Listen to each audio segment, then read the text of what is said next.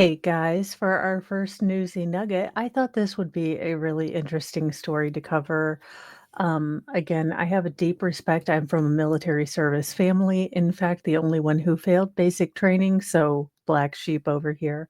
So I really appreciate, everyone who chooses, even, for whatever reason, to join the service to go into the military. I respect that, and I thought this story needed to be told. A U.S. soldier, only 17 years old, who went missing in the Korean War, has been accounted for. So that's nearly 70 years ago. Just amazing. A 17-year-old soldier who was killed during the Korean War has been accounted for 75 years after he went missing, officials have announced Monday. Army Corporal Albert J. Estrada was a member of the Battery B, 57th Field Artillery Battalion, 31st Regimental Combat Team, 7th Infantry Division, Defense POWMIA account agency said in a news release. He began service in July 1950, according to Korean War Veterans Memorial Foundation. He was one of tens of thousands of soldiers present at the Battle of Chosin Reservoir in November and December 1950, the DPAA said.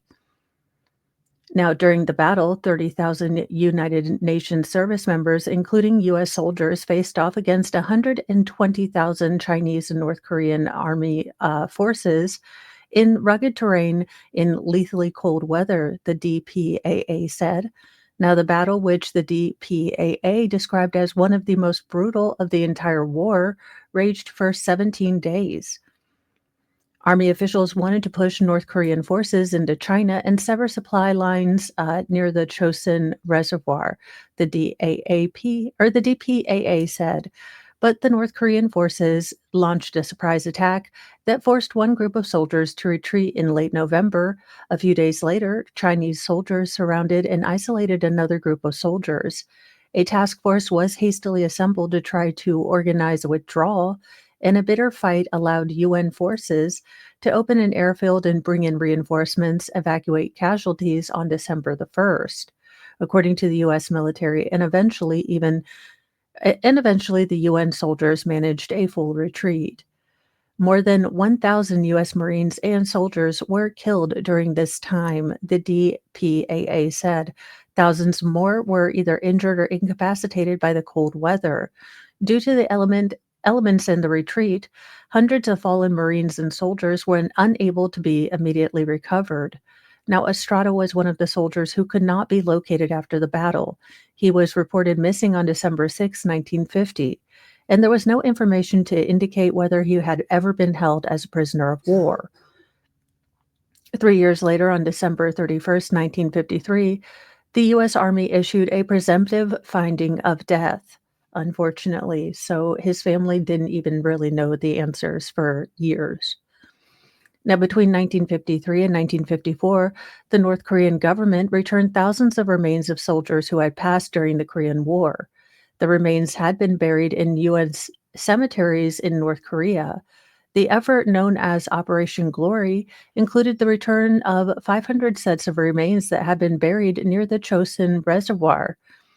But all of the 126, remains were identified, or I'm sorry, all but 126 of the remains were identified. The unidentified remains were buried as unknowns in the National Memorial Cemetery of the Pacific. From 1990 to 1994, the North Korean government returned an additional 47 containers of remains attributed to the Battle of Chosin Reservoir. From those recovery efforts, organizations and the military were able to, identify over 130 of the not accounted for missing personnel lost in the Chosin Reservoir campaign. Now, the DPAA did not say in which handover Estrada's remains were recovered. A full announcement of his accounting will be shared at a later date. Estrada earned multiple military honors, including a Purple Heart, a National Defense Service Medal, and a Republic of Korea Korea War Service Medal, according to the Korean War Veterans Memorial Foundation. At 17, he chose to fight for his country. I mean, I'm so glad that his family got back. Now, Estrada's surviving family and siblings, Manuel Estrada and Ruth Tucker, have long lobbied for his identification, according to a 2018 article from the Daily Democrat. That year, Tucker was presented with a medal from the Republic of South Korea, honoring her efforts to account for missing American soldiers who had passed away during the Korean War. At the time, Tucker said, complete identification of Korean War remains can take anywhere between 4 to 5 years. So again, I am so happy that they were able to get him home, that they could finally lay him to rest, that this young man, again, when I was 17, I knew that I was probably going to join the military, but I didn't have the deep, desire to go defend my family. It was just kind of something that was expected in my family, so I did it. I didn't succeed, but, for young men to make these choices, generations past so that I can sit here and gabble on the internets about random and redonkulous stuff. I think it's very sad how current generations can sometimes forget all the work that other generations did to give them the luxuries, the peace, the comfort that we live in now. And, I just figured this gentleman's story needed to be told. Again, it looks like he got a Purple Heart, so he was wounded.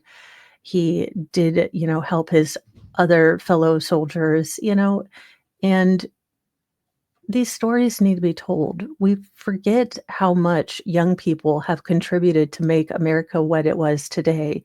We had the silent generation, we had the best generation, we had all of these people who have worked together in the past to make a legacy that they would never see.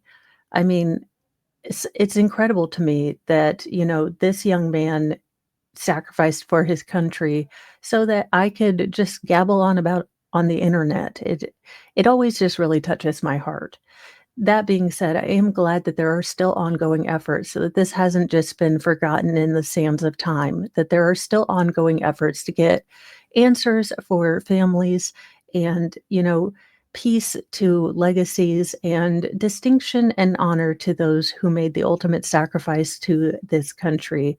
And I can't say that,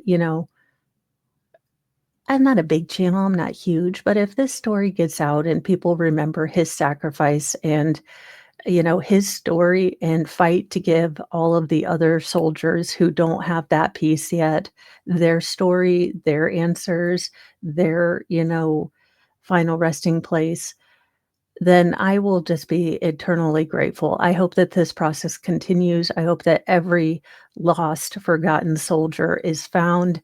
And, we needed a good story once in a while. So thank you for joining me on this Newsy Nugget. I appreciate that you spend time with me. So thank you so much. Please do all the YouTubey things, all the fun and great stuff.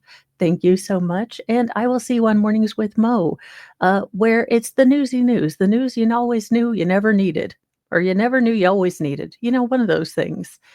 It's only, 5:30. Anywho, I will see you guys in a little bit. Remember to be kind to yourself, be kind to others, but have a sassy mouth and carry a can of bitch fire because kindness does not equal doormat. Bye, my lovelies. Bye.